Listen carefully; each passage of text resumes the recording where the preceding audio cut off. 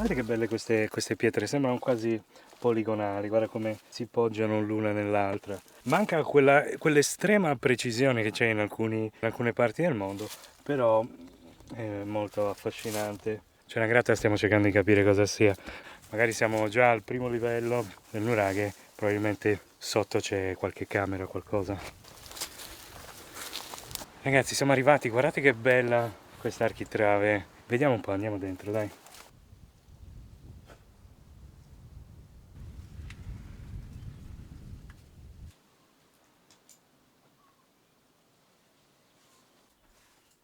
No, non è possibile. Cioè, è troppo bello, ragazzi. Guardate la perfezione di questi massi che girano all'interno così. Dai, raga, questo è bellissimo. Guarda qui che bello. È proprio un bel lavoro. Sto flauto puntata su. Mi hai rotto del ruso. Ah, cazzo, ma queste cose pungono. Non sopporto le api o quelle robe quando ti passano. E quindi qua è impossibile vivere.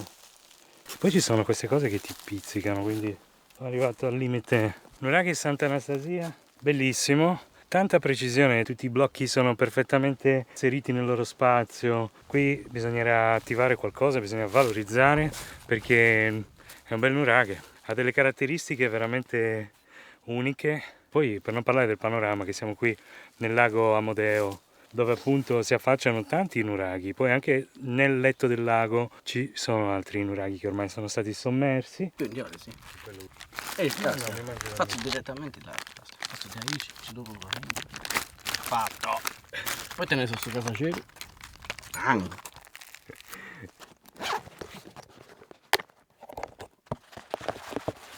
Si va via da questa zona piena di spighe. È impossibile, raga, guarda qua.